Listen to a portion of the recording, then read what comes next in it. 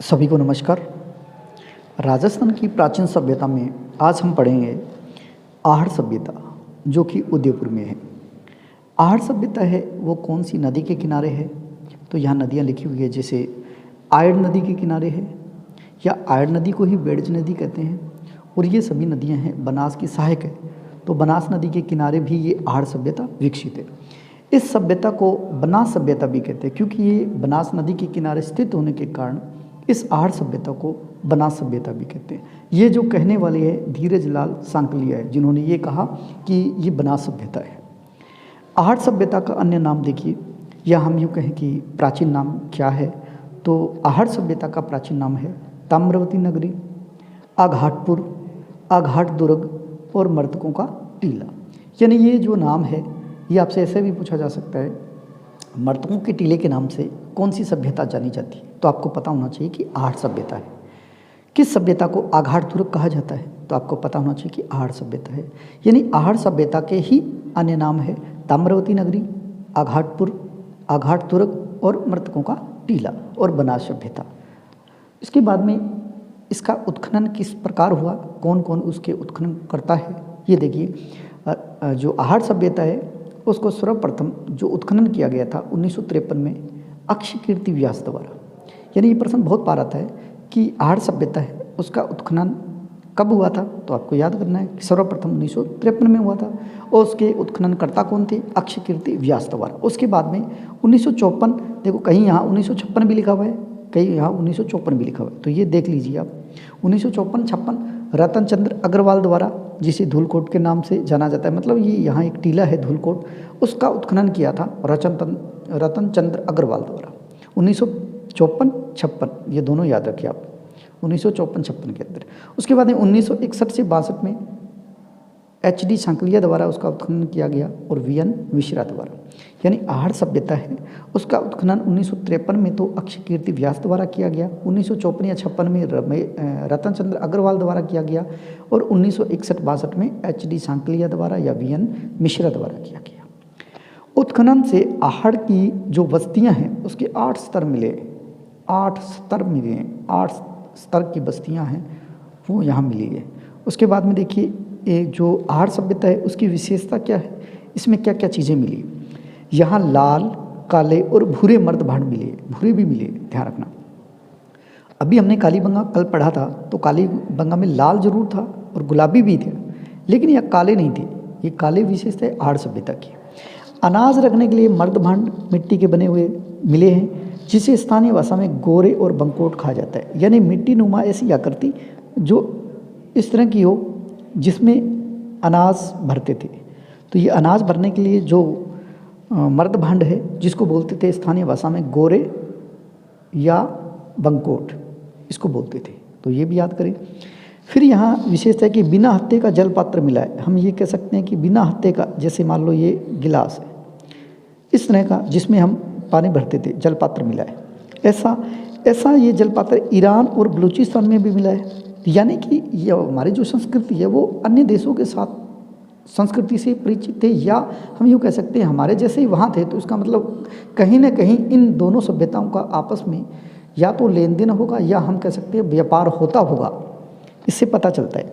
फिर यहाँ आयताकार मकान भी मिले जो कच्ची ईंटों से निर्मित थे, और एक मकान में एक से अधिक चूल्हे भी मिले। यानी एक तो ऐसा मकान मिला है जिसमें 6 चूल्हे एक साथ मिले। इसका मतलब हमें ये पता चल रहा है कि वहाँ जो आहड़ सभ्यता है, वहाँ आहड़वासी जो रहते थे वो एकल परिवार नहीं, वो संयुक्त परिवार में रहते होंगे। ये हमें एक साथ कई चूल्हे होने के प्रमाण है वो मिलते हैं, तब पता चलता है। फिर यहाँ तांबे की 6 यूनानी मुद्राएं मिली है और 3 मोहरें मिली है। ये देखिए कितनी पुरानी है, 3री शताब्दी से ईसा पूर्व से 1म शताब्दी ईसा पूर्व की ये है। इसके बाद में जो मुद्रा मिली, एक मुद्रा ऐसी है जिसमें यूनानी जो देवता है अपोलो, उसका एक साइड में चित्र बना हुआ है और दूसरी साइड में त्रिशूल बना हुआ है।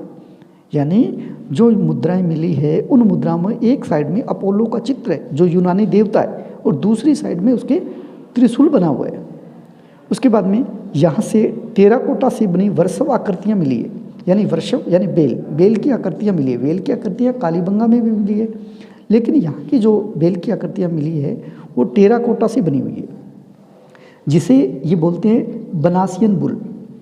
यानी आपसे पूछा जाए कि बनासियन बुल किस सभ्यता की विशेषता है, तो आपको याद रखना है आहड़ सभ्यता की विशेषता है। टेराकोटा से बनी वृषभ आकृतियाँ कहाँ मिली है? आहड़ सभ्यता थी। उसके बाद में देखिए अंतिम संस्कार, जो व्यक्ति की मृत्यु होने के बाद में जो संस्कार किया जाता है उसको बोलते हैं अंतिम संस्कार। तो सबके साथ आभूषण को भी गाड़ते थे और उनके कपड़े होते थे उनको भी वो गाड़ते थे। कौन? आहड़वासी। और सबका सर जब गाड़ते थे तो उत्तर दिशा में रखते थे और पैर दक्षिण दिशा की ओर रखते थे। आहड़ सभ्यता के लोग कृषि से परिचित थे और कृषि के रूप में वो ज्वार और चावल उसकी बिजाई करते थे। या यूँ कह सकते हैं कि इनके बारे में वो उनके पास जानकारी थी इस तरह की, चावल और ज्वार की। आहड़वासी रंगाई और छपाई के व्यवसाय से भी परिचित थे। पानी सुखाने के लिए वो चक्रकूप पद्धति की जानकारी रखते थे, यानी ऐसी जानकारी रखते थे जिससे कि पानी सूख जाए।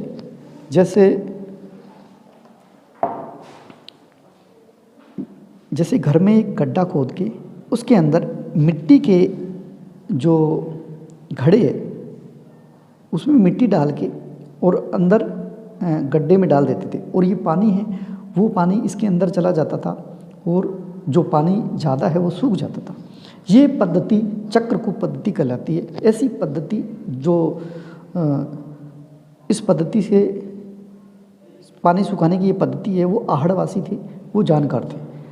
आहड़ सभ्यता के लोग हैं या आहड़ सभ्यता है वो ग्रामीण सभ्यता थी, यानी ग्रामवासी थे, ग्रामीण सभ्यता थी। और आहड़ सभ्यता जो है वो मुख्य रूप से ताम्र युगीन सभ्यता है।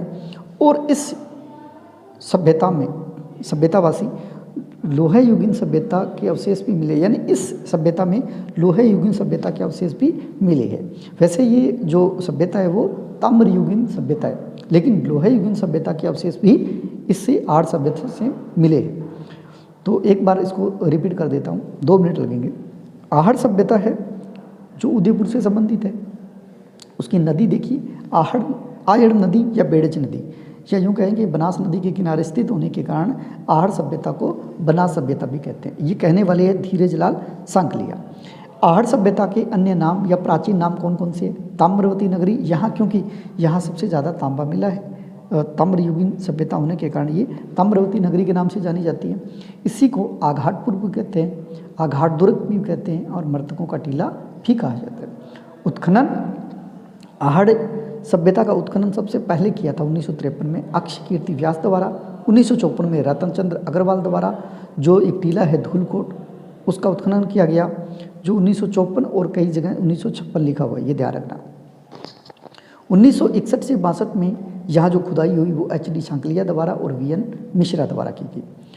और उत्खनन से आहड़ में जो बस्तियाँ हैं उसके 8 स्तर मिले हैं। मोस्ट इंपॉर्टेंट क्वेश्चन है। देखो कालीबंगा सभ्यता ने आपने पढ़ा तो उसमें 5 स्तर थे। यहाँ क्या है, यहाँ जो बस्ती हैं उसके 8 स्तर मिले। यहाँ लाल काले मर्दभांड मिले, वहाँ लाल थे और साथ साथ में जो गुलाबी रंग के भी थे, यहाँ काले है इसकी विशेषता। अनाज रखने के लिए मिट्टी के जो मर्दभांड है जिसे स्थानीय भाषा में गोरे या बंकोट कहा जाता है, ये मिले हैं। बिना हत्थे का जल पात्र है वो मिला है, जो ईरान की सभ्यता और बलूचिस्तान की सभ्यता से सेम मिले हैं। तो इसका मतलब यहाँ की सभ्यता वहाँ से परिचित थी। आयताकार मकान मिले हैं, कच्चे ईंटों से निर्मित हैं, एक साथ कई चूल्हे मिले हैं। इससे हमें पता चलता है कि वो संयुक्त परिवार में रहते होंगे। तांबे की 6 मुद्राएं मिली है और मोहरें 3 मिली हैं। ये 3री शताब्दी ईसा पूर्व से 1st शताब्दी ईसा पूर्व की है। एक मुद्रा पर तो यूनानी देवता है जो अपोलो, उसका चित्र बना हुआ है, और दूसरी ओर त्रिशूल बना हुआ है। और यहाँ वृषभ आकृतियाँ, यानी जो बेल मिले हैं, वृषभ आकृतियाँ, वृषभ मतलब बेल, इन आकृतियों की जो टेराकोटा से बनी हुई आकृतियाँ मिली हैं, जिसे कहा जाता है बनासियन बुल। यानी बनासियन बुल कौन सी सभ्यता की विशेषता है? तो वह आहड़ सभ्यता की। और सबका जो अंतिम संस्कार करते थे तो सबके साथ आभूषण और कपड़े वो गाड़ते थे, और सबका सर है वो उत्तर दिशा में और पैर दक्षिण दिशा में करके गाड़ते थे। आहड़वासी जो है वो कृषि से परिचित थे, उसमें ज्वार और चावल से उसके बाद रंगाई और छपाई से परिचित थे, और चक्रकूप पद्धति जो पानी सुखाने की पद्धति थे इससे भी वो जानकार थे। और ये जो आहड़ सभ्यता है वो ग्रामीण सभ्यता है, क्योंकि जो कालीबंगा सभ्यता थी वो नगरीय सभ्यता थी। आहड़ सभ्यता है वो ताम्रयुगीन सभ्यता के नाम से जानी जाती है, और यह लोहा युगीन सभ्यता के अवशेष भी इस सभ्यता से मिले हैं। उम्मीद करता हूँ ये जो वीडियो है जो आहड़ सभ्यता वाला वो आपको अच्छी तरह समझ में आया होगा। इसी तरह और वीडियो आप देखने के लिए हमारा चैनल है वो सब्सक्राइब कीजिए, लाइक कीजिए। जय हिंद।